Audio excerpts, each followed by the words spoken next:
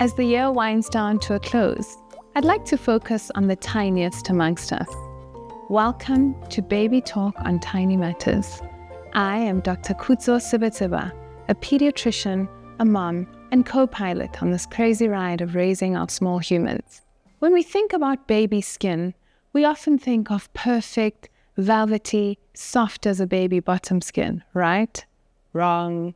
The truth is, newborn skin is more often than not blotchy, patchy, rashy, and all the things we were taught it isn't. One thing I've learned about baby skin is that it's really as perfect as we were taught it would be. The good news is, most of the time, these are perfectly normal changes, and a little guide on how to navigate it makes all the difference. In this episode, let's look at the common skin changes you'll see, how to take care of newborn skin, and the red flags that tell us it's time to check in with your doctor. Let's start with the things that are completely normal, even though they may not look normal to first-time parents. Number 1, flaky or peeling skin. Very common in the first couple of weeks, especially in babies born a little overdue. It looks dramatic, but it's harmless. Number 2, lanugo, a fine layer of body hair, especially in preemies, that falls off naturally. Number 3, Mongolian spots, bluish birthmarks that can look like bruises, especially on the back or the buttocks, common in African and Asian babies, and they fade with time. Number 4, erythema toxicum. The scary-sounding rash looks blotchy and spotty with little yellow or white bumps in the middle, totally harmless and disappears within days. Milia are tiny white pimples on the nose or cheeks caused by blocked pores. No treatment needed. They go away on their own. Sometimes the rashes that look the worst are actually the most harmless. Next, let's talk about rashes that you'll probably come across. Number 1, baby acne. It looks like pimples in a teenager, but in a little baby. It's usually due to maternal hormones that are still lingering in the baby's bloodstream, particularly with breastfeeding babies. Again, goes away on its own without any rubbing or special creams.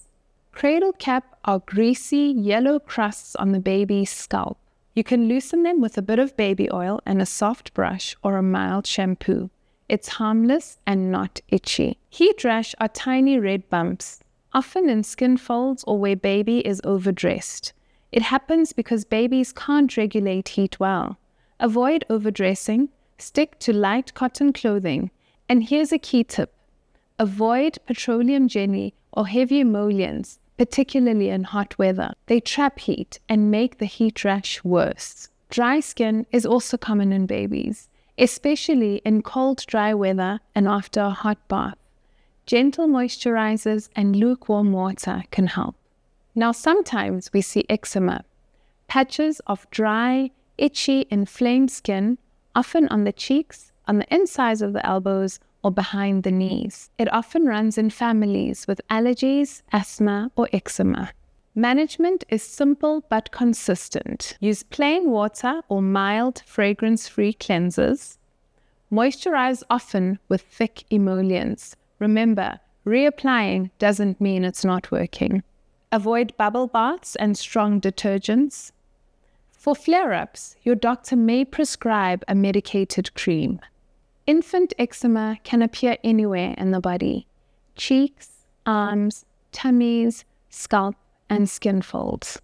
It often looks like dry, red patches and may ooze or crust if inflamed. Parents often ask me if baby eczema means their child will have eczema forever. Generally not. About 60% of babies outgrow their eczema at the end of their infancy. Others may have occasional flare-ups into their adolescence, and a small percentage will continue to have eczema into adulthood. The good news is, even if eczema continues, it becomes easier to manage with age. Consistent moisturization with a good emollient and all the other tips I mentioned before will make a big difference. When it comes to the skincare of your baby, a few simple tips can make a big difference. Bath time. Keep baths short and use lukewarm water. Moisturization. Do it straight after the bath to lock in the moisture. Clothing.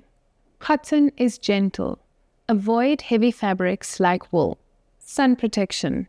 No sunscreen before 6 months. Just keep the baby out of direct sunlight. Now let's talk about rashes that aren't okay. The ones that need urgent medical attention. The meningococcal rash are purple or red spots that don't fade when you put a glass against them. This is a medical emergency. Any rash that comes with a fever, lethargy, or a baby that's not feeding well needs urgent medical attention too. Widespread hives, swelling of the lips and eyes could indicate a severe allergic reaction. This is also a medical emergency. A blistering or a peeling rash can be a sign of a serious infection. A rash with jaundice that's rapidly spreading is also a sign of infection and needs your baby to be assessed immediately. Trust your gut. If your baby's rash looks serious and something is telling you is not right, it's better to get it checked out. Here's the reassuring part. Most newborn skin rashes are self-limiting and actually pretty harmless.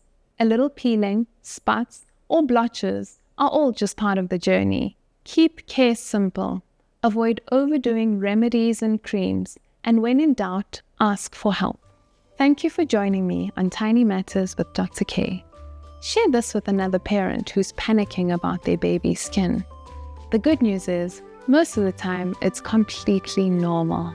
Until next time, stay kind and stay curious.